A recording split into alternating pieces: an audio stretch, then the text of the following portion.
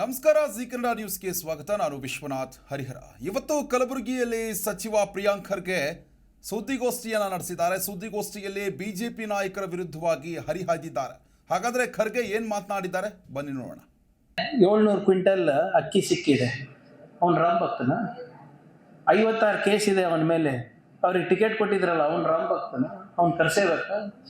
ಸದನ ಬೆಳಗಾಂನಲ್ಲಿ ರೈತರ ಪರವಾಗಿ ಧ್ವನಿ ಎತ್ತಿಲ್ಲ. ಕೇಂದ್ರ ಸರ್ಕಾರದ ಏನು ಅನ್ಯಾಯ ಆಗ್ತಾ ಇದೆ ಅದ್ರ ಬಗ್ಗೆ ಧ್ವನಿ ಎತ್ತಿಲ್ಲ. ಯಾರ ಬಗ್ಗೆ ಧ್ವನಿ ಎತ್ತಿದ್ರು? 2 ದಿನ ಕಲಾಪ ಹಾಳು ಮಾಡಿದ್ರಲ್ಲ ಬಿಜೆಪಿ. ಯಾವ ರಾಮ್ ಭಕ್ತನಿಗೋಸ್ಕರ?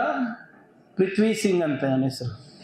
ಪೃಥ್ವಿ ಸಿಂಗ್ ಅವನೇ ಇಟ್ಕೊಂಡು ಅವನೇ ಮಾಡ್ಕೊಂಡು ಅವನಿಗೋಸ್ಕರ ಕಲಾಪ ಹಾಳು ಮಾಡ. ಅವನ ರಾಮ್ ಭಕ್ತ. ಅವ್ರ ಮೇಲೆ ಏನೋ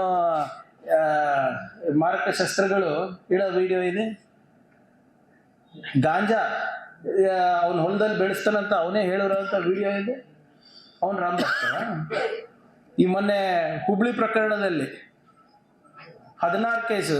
ಅವು ಬರೀ ಇದು ಒಂದೇ ಅಲ್ಲ, ಹೈಕೋರ್ಟ್ ಒಂದು ಆದೇಶ ಕೊಟ್ಟಿದೆ. Long pending warrant cases. ಇದು ಅರ್ಥ ಆಗುತ್ತಾ ಬಿಜೆಪಿಯವರಿಗೆ? ಲಾಂಗ್ ಪೆಂಡಿಂಗ್ ವಾರೆಂಟ್ ಕೇಸಸ್ ಅನ್ನ ನೀವೆಲ್ಲಾನು ನೀವು ಪರಿಶೀಲನೆ ಮಾಡಿ ಅದಕ್ಕೊಂದು ಅಂತ್ಯ ಕಾಣಬೇಕು ಅಂತ ಹೇಳಿದ್ದಾರೆ. ಅವಾಗ ಇಡೀ ರಾಜ್ಯ ಕೇಸ್ ಹಾಕೊಂಡಿದ್ದಾರೆ. ಇಲ್ಲಿಗಲ್ ಸಾರಾಯಿ, ದೊಂಬಿ ಎಬ್ಸಕ್ಕೆ, ಮಟ್ಕಾ ಜೂಜು ಆಡ್ಸೋರಿಗೆ ನೀವು ಕರ್ಸೇಬೇಕಂತೀರೇನ್ರಿ? ಇಂಥವ್ರಿಗೆ ನೀವು ಬೀದಿಗೆ ಬೀಳ್ತೀರಾ? ಆಮೇಲೆ ಯಾರು ಹಾಕ್ಸಿರೋದು ಕೇಸ್ಗಳು?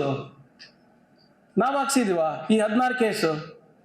ನೀವು ಹೇಳ್ಬೋದು 16 ಕೇಸ್ನಲ್ಲಿ 15 ಖುಲಾಸ ಆಗಿದೆ, ಒಂದು ಪೆಂಡಿಂಗ್ ಇದೆ ಅಲ್ಲ. 16 ಕೇಸ್ ಇರೋನಿಗೆ ನಾವು ಏನು ಹ್ಯಾಬಿಚುವಲ್ ಅಫೆಂಡರ್ ಅಂತಾರೆ ಲೀಗಲ್ ಟರ್ಮ್ಸ್ ನಲ್ಲಿ. ಹ್ಯಾಬಿಚುವಲ್ ಅಫೆಂಡರ್ ಆಯ್ತಪ್ಪ. ಈ ಕರ್ಸೇವಕರ ಬಗ್ಗೆ ಇಷ್ಟು ಪ್ರೀತಿ ಇದ್ದಿದ್ರೆ ಬೊಮ್ಮಾಯಿ ಹೋಮ್ ಮಿನಿಸ್ಟರ್ ಇದ್ರು, ಅಶೋಕ್ ಅವ್ರ ಹೋಮ್ ಮಿನಿಸ್ಟರ್ ಇದ್ರು, ಏನ್ ಮಾಡ್ತಾ ಇದ್ರಿ? ಕತ್ತೆ ಕಾಯ್ತಾ ಇದ್ರ? ನೀವು ತೆಗಿಬೇಕಾಗಿತ್ತು ಕೇಸ್ಗಳು ಅವಾಗ.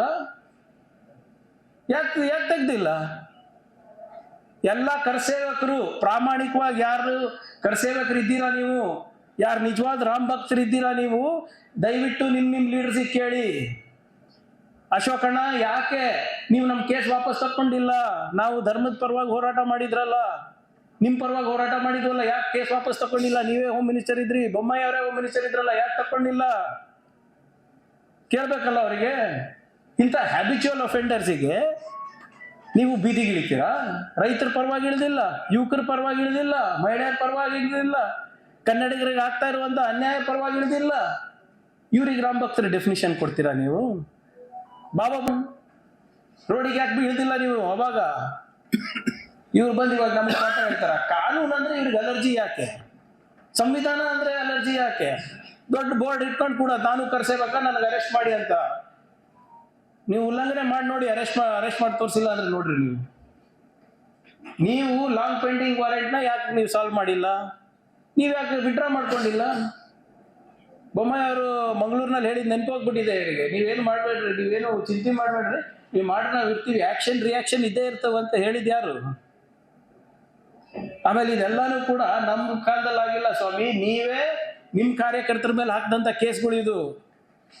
ನೀವು ಮಣಿಕಂಠ ರಾಠೋಡ್ ಇರ್ಬೋದು, ನಿಮ್ಮ ಅವ್ನ ಪೃಥ್ವಿ ಸಿಂಗ್ ಇರ್ಬೋದು, ನಿಮ್ಮ ಪೂಜಾರಿ ಇರ್ಬೋದು, ಬೇರೆ ಇರ್ಬೋದು, ಎಲ್ಲ ನಿಮ್ಮ ಅವಧಿನಲ್ಲೇ ಆಗಿದ್ದು. ನಮ್ಮ ಅವಧಿನಲ್ಲಿ ನಾವು ಕಾನೂನನ್ನ ಇಂಪ್ಲಿಮೆಂಟ್ ಮಾಡ್ತಾ ಇದ್ದೀವಿ. ಅದನ್ನ ಸಾಮಾನ್ಯ ಪ್ರಜ್ಞೆ ಬೇಕು ಅದಕ್ಕೆ. ಪ್ರತಿಕ್ಷಣದ ಸುದ್ದಿಗಾಗಿ Zee Kannada news app download ಮಾಡಿ. Live TV, latest updates, entertainment, lifestyle, technology ಸುದ್ದಿ ನಿಮ್ಮ ಅಂಗೈಯಲ್ಲಿ.